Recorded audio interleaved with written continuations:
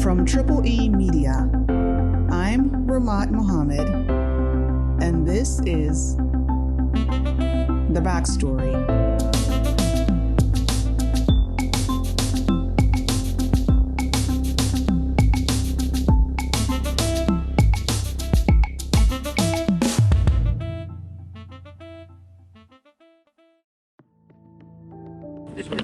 My name is Ojukwu Chidima Adaora. Ojukwu Chidima Adaora. Your name is what? Ojukwu Chidima Adaora. Ojukwu Chidima Adaora. Adaora. Yeah. Okay, you're from where? Abia State. Abia, which part of Abia? Adaora Ojukwu. Adaora Ojukwu, which part of Adaora Ojukwu? If you were to close your eyes and listen to this clip from TVC News, it almost sounds like someone is being interviewed, maybe at the beginning of some sort of event. And there is actually an event going on, but it's not the kind of event where you would normally expect to have the media participate. Okay, so just tell us what happened so that we don't have to ask you too many questions. We said just tell us what happened that day. The day you guys checked in, how you met him, just tell us everything. If you open your eyes now, you'll see Chidima Ojukwu seated in the middle of a crowd of people, journalists. Her shoulders are hunched over and her head is slightly bowed toward the ground. Chidima is a suspect in a murder case, and on the day this video was recorded, she had already been arrested by the Lagos State Police. Only recently, a 21-year-old undergraduate of the University of Lagos, Chidima Ojukwu, allegedly killed, the chief executive officer of Super TV, that's Usifo Ataga. The day after her arrest, 21-year-old Chidima found herself in front of Nigerian journalists as part of a suspect parade for the alleged murder of Usifo Ataga. In Nigeria, a suspect parade is when a suspect or multiple suspects are brought out in front of journalists and the journalists get to interview them. This happens before the suspects are arraigned or charged in court, and sometimes even before the investigations are over. Nigerians are used to these parades and we have come to expect them. When we reviewed the Facebook page of the Nigeria Police Force, we found that between June and August of this year, that's a span of 3 months, the police had posted 11 parades, so that's about 1 parade per week. And each parade can actually have multiple suspects for different crimes. So after Chidima's arrest, in their usual manner, the police parade her before the media.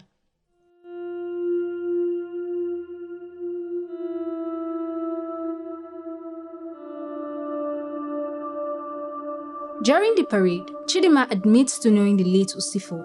She says Usifo had asked her to get a short-let apartment for them to stay. She found one and then he paid for it. The two of them checked into the apartment on Sunday, the 13th of June. It sounds like on Monday they just hung out, ate, drank, and maybe smoked. Then on Tuesday, He was trying to make advances on me, which I was tired, but he became violent on it. So he got his way, which I let him. And then later that afternoon, according to Chidima, she and Usifo ate food, smoked and took some drugs to get high. But Chidima says she was still feeling unhappy with Usifo for forcing her to have sex earlier, so she kept to herself while she ate and drank. A short while later, but still on that Tuesday afternoon, Usifo, who was still in the room, attempted to approach her again. then he came on to me while I was watching the movie. We were both watching the movie. So he came on to me and I was like, no, that I'm not happy with what you did in the first one. At that point, according to Chidima, she and Usifo got into an argument, which turned into a physical fight. At some point, it was choking me, which I was on the kitchen cabinet. I lay on the kitchen cabinet while he was choking me, and then I stretched out the knife and then I stabbed his neck. The first one was twice. She even gave specific details like her hand being wounded during the struggle. And then when he dragged the knife from me, he managed to slice my hand. And then as he was holding it, the knife... The day after her arrest, Chidima basically admitted to stabbing Usifo in self-defense. And as you heard, her description of what happened was quite detailed. Now, Chidima stuck to this story for a while. On the 27th of June, 3 days after the parade, Punch newspapers published an exclusive interview with Chidima that was consistent with the statement she made during the parade. Then, about 3 weeks later, on the 11th of July 2021, Chidima appeared on an episode of Crime Fighters. Crime Fighters is a media organization in Nigeria that tracks issues of security and policing in the country. Their programs carry the logo of the Nigerian police force, which suggests that there may be some kind of partnership between the show creators and the Nigerian police force. And this is important because of what Chidima said during her appearance on Crime Fighters. I didn't involve anybody. I don't know who must have come into the apartment. Definitely somebody did that, but I don't know who that person is. I don't know what happened when I left to buy the food. I don't know. We'll put a link to the Crime Fighters video in our episode notes so that you can watch the full interview. But to summarize, Chidima says she did not kill Usifo. In this new version of events, she insists that she had left the apartment to get food for them, and that Usifo was alive when she left, and that he even locked the door behind her. She then returned sometime later and discovered that the door was unlocked, the room was in disarray, and Usifo was already dead. She also stated that when she discovered him dead on the floor, she didn't know what to do, so she took her belongings and some of his belongings, including his phone and ATM card, and left. About a week later, she used his ATM card to withdraw 200,000 naira. Two completely different stories. In the interview with Crime Fighters, Chidima did a 180. She went from saying she killed Usifo in self-defense to saying she did not kill him at all. Now, the interview with Crime Fighters happened after the parade, so obviously the producers of Crime Fighters had to ask Chidima why her statement was different. Because of the thing I did after not alerting police and then also withdrawing money, I feel guilty. Now, according to Chidima, she confessed because 1, she felt guilty about not alerting the police and about taking the money, and 2, because she didn't think anyone would believe that she truly had nothing to do with it since she was the only one with him in the apartment.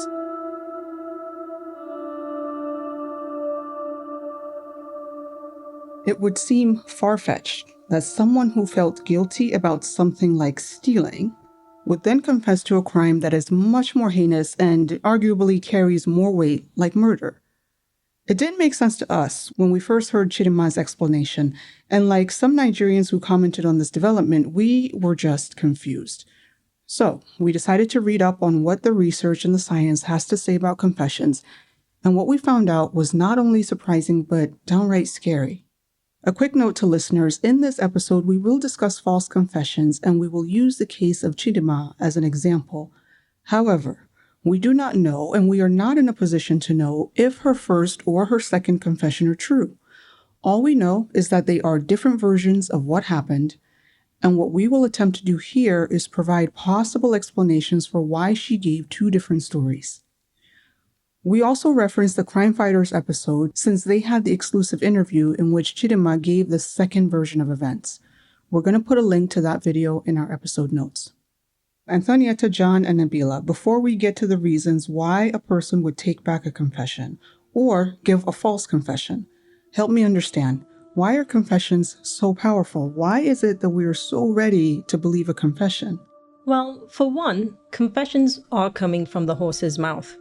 And we tend to believe that when a person speaks, they are voluntarily speaking their minds. So the assumption is that when a suspect confesses, especially in the context of the Nigerian suspect parade, we assume they must be telling the truth. And the Nigerian parade is a very powerful form of confession because people can see the suspect. In the case of Chidima, for example, we can see that she was not under any physical pressure at that moment, and she was being interviewed by media who are seen as independent and objective. So the suspect parade creates an impression of legitimacy and transparency, and we, the audience, are led to believe that she was freely speaking her mind. But if she then retracted that confession, the one made during the parade, then it means that the first confession she gave was false or the second one was false. Or both are false. Right. So let's talk about false confessions. How often do suspects give false confessions? Nobody believes they would ever confess to a crime they didn't commit. And that's an important starting point, because to confess to a crime you didn't commit is to put yourself in jeopardy of incarceration. In a study conducted by Sigurðsson and Gudjonsson, they sampled over 500 prisoners in Iceland and found 12% of them, so about 60 prisoners, admitted to giving false confessions. And according to the US National Registry of Exonerations, for exonerees under 18 years old, 40% of them falsely confessed. So that means younger people are more likely to falsely confess to a crime. That's right. And over 90% of adult exonerees who falsely confessed had a mental disability. So basically, the mentally vulnerable parts of the population, which are the young people and disabled people, tend to give false confessions. And Chidima is relatively young. She's 21. Right. Now, we could not find a similar study for Nigeria, but we do know that there are instances where a suspect will confess but then plead not guilty during trial. And to our listeners, as a side note, we do produce a show called True Crime Niger, where we cover real cases of crimes that have happened in Nigeria. Of the 16 cases we've covered so far, we can count at least 3 where suspects gave confessions and then later pleaded not guilty. But clearly, not every 21-year-old put into a situation like Chidima's would confess to a crime. So what are some of the reasons why she would have confessed? Well, the first obvious reason why a person would confess to a crime is that they did it. That's the simplest case for the police, especially if the forensic evidence supports the confession. But, according to research by Richard Conti from the Department of Psychology of Boise State University, there are 4 major reasons why a suspect would confess to an allegation if they did not do it. One of the reasons is that the confessor is seeking fame and recognition. This often happens in cases that are already high profile. For example, in the 1932 case of the Lindbergh baby kidnapping, the police received over 200 false confessions. And for those of us who don't know, Charles Augustus Lindbergh Jr. was a famous pilot at a time when there were actually very few pilots. And he was also very rich. He and his wife had one child, a son named after him. One day, the nurse discovered that the baby was not in his crib and he was also not with his mother. The household received ransom notes and the case escalated quickly and became a media frenzy. Eventually, the baby was found dead even after the ransom was paid. So, in the Lindbergh case, the media frenzy around the case contributed to false confessions. But in Chidima's case, there wasn't really a big media frenzy until after the arrest, so the fame factor likely did not play a role in the first confession. In general, people taking responsibility for a crime just for fame is not something that we see in Nigeria at this time. Now, another reason why someone would voluntarily confess to something they did not do is if they're covering up for someone. Either they're covering up for a loved one or someone they're afraid of. In Chidima's specific case, we don't know if that is a factor in either of her confessions, and only the forensic evidence and investigation can sort that out. The third reason why someone would give a false confession is if they were somehow pressured to do so. And there are 2 types of pressure, physical and mental. Physical pressure is obvious, and in Nigeria we certainly have examples of confessions given under those circumstances. During our research, we came across the chilling case of Effiong Edet George versus the state. In this case, Effiong is the appellant. He allegedly resisted several forms of torture for days. Then one night, he was taken from the jail cell with 6 other suspects to a deserted spot. All the suspects were chained together. Effiong alleges that the other 6 were shot to death by the police right in front of him and their blood spilled on him. At this point, he confessed. So, actual physical pressure, or the threat of physical pressure, is more than enough for some people to confess to just about anything just to get away from the threat. In the case of Chidima, we do not know if there was physical pressure or the threat of physical pressure. The last major factor that could lead to a false confession is mental pressure. To get someone to confess to a crime they didn't commit, the interrogator has to be able to tap into some underlying level of guilt that the suspect is feeling. That guilt could be about something related to the crime, or it could just be a baseline level of guilt about anything, even unrelated to the crime. So, for example, a common allegation in a Nigerian household is that someone has stolen meat from the pot of soup. And when this happens, parents line up all the kids in the house and start the interrogation. Now, these are kids, so already there's a baseline level of guilt. They've all done something wrong at some point and have probably been caught and punished. Even if they haven't stolen meat from the pot that day, they know they've stolen something at some point. And that's all that matters. Parents then start the process of hacking into the children's minds. They start to tell them, nothing will happen if you just tell the truth. It's good to tell the truth. That's phase 1. The parents hope that the guilt is so unbearable that the culprit admits the truth. But let's say that all the kids at this point still deny it. Then the next level of hacking is the threat of physical violence or some threat to deprive the kids of something they want. Some kids will crack under this pressure just to avoid the punishment. Doesn't mean they did it. They just calculate it's easier to confess than to even try to prove their innocence. Now, confessing to stealing meat from a pot is clearly different from confessing to murder. But the process to get to that confession is the same. Now, we don't know if Chidima's mind was hacked in any way before she made the first confession. It's not clear if her first confession truly came freely or if it was influenced. Based on her second interview, she did say she felt guilty about her actions after she discovered the body. So we already have a situation of underlying guilt related to the crime. And we know that underlying guilt is a factor that could lead to false confessions. But guys, Chidima's first account, it was detailed. She talked about the struggle they had, that he hit her head against the wall, they struggled for the knife broke, and she even sliced her hand on the knife. There was even a part of her confession where she talked about a struggle by the kitchen counter. Where did all those details come from? Well, your questions are understandable. But let's again acknowledge that it is possible the crime actually happened that way. However, assuming it did not happen that way, then either she came up with that scenario herself in order to tell the police what they would want to hear, maybe as a way of just ending the interrogation, or it's also possible that those details were planted into her memory during the interrogation process, and after repeatedly hearing the details, her mind made the connections which eventually became the confession we heard on the 24th of June. In a study conducted by Cassin and Kachel in 1996, they accused innocent students of causing a computer crash. After interrogating them, 69% of them, remember, these are perfectly innocent students, but 69% of them were willing to sign a confession, and 9% of them even created details that supported their belief that they caused the crash. This study was replicated again nearly 15 years later, and the results were very similar, and in fact, even stronger. So the mind is absolutely hackable, under the right conditions.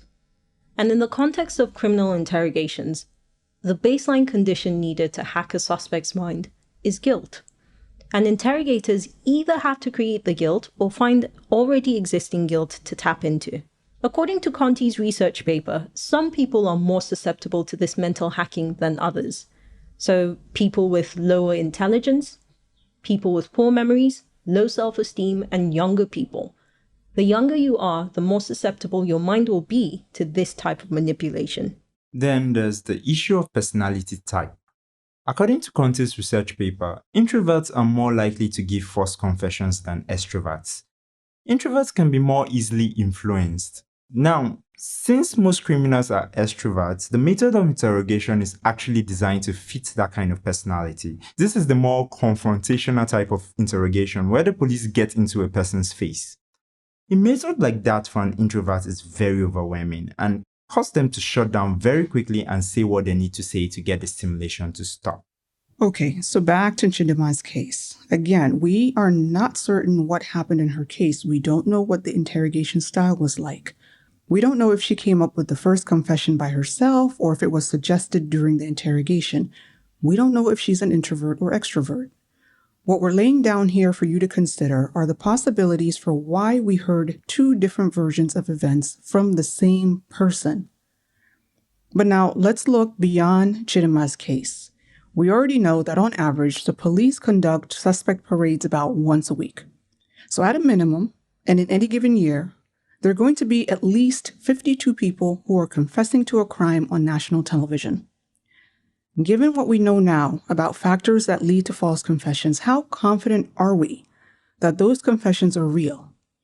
And are we, the public, willing to continue to support suspect parades, knowing that some of the confessions may be false?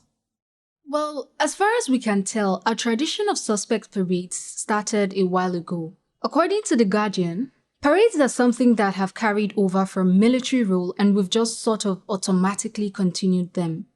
But it's time we make a conscious decision as a society whether we want to continue doing them and under what terms and conditions, or whether we want to stop. Now, to be clear, the police do not parade every single suspect that they arrest.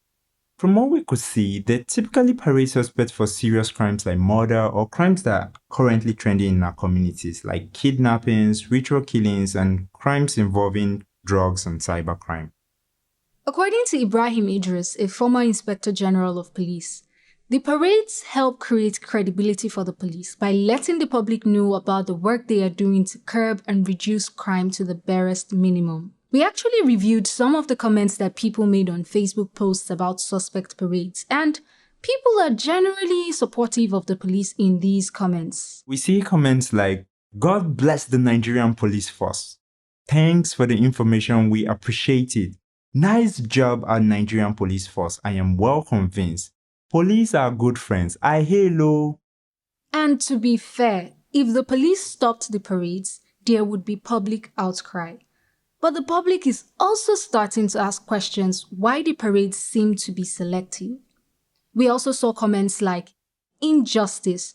What happened to Abba Kyari and the politicians that steal? I hope you will parade and torment them too to confess. Help us parade Abba Kyari. Did you parade Abba?" And we have had other cases involving well-to-do or high-profile individuals like Mariam Sanda or Baba Ijesha, who were not paraded. Is it because they have money? Is it because they can afford lawyers? Maybe they are more aware of their rights. So one thing is, if we decide as a society that we want to continue with these parades in some form, then everyone should be paraded, and we would then have to legalize the process. Because right now, according to some lawyers, the parades are illegal. But then, if we choose not to continue with the parades in this form, how could the police still get information out to the public about crimes that are happening in our communities? It is important for police to tell the public about crimes as they are emerging, and if we wait until prosecution, it could be too late. Maybe we could do a better job at anonymizing the suspects during the parades.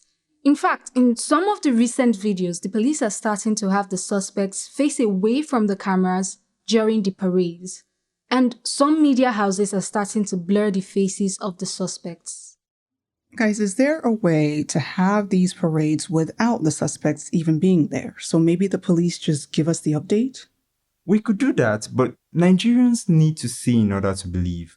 For example, in the case of Inibongo Morin, the suspect, Izike Akpan, was actually not paraded for about 2 weeks after his arrest, and Nigerians were upset, and some even started to accuse the police of torturing and even killing the suspect. The police were then forced to then have the parade to demonstrate that the suspect was hale and hearty.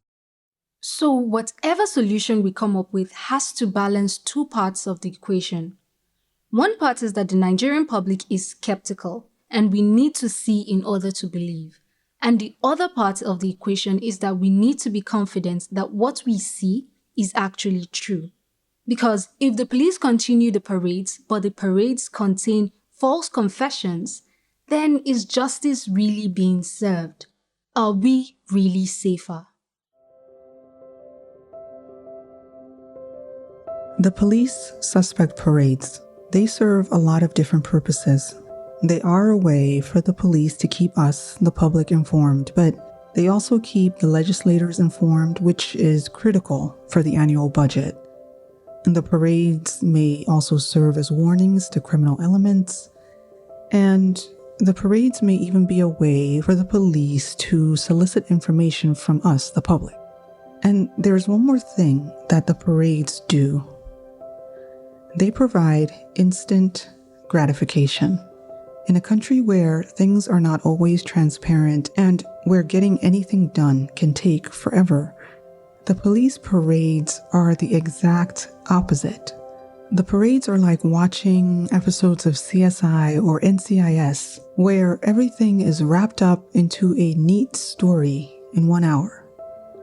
It's instant gratification for us and for the police. We praise them for a job well done, and we go on with our lives believing that the bad guys are locked up, that justice is served. Except the parades are not justice. In fact, they're not even the beginning, because oftentimes the person or persons being paraded have not been formally charged.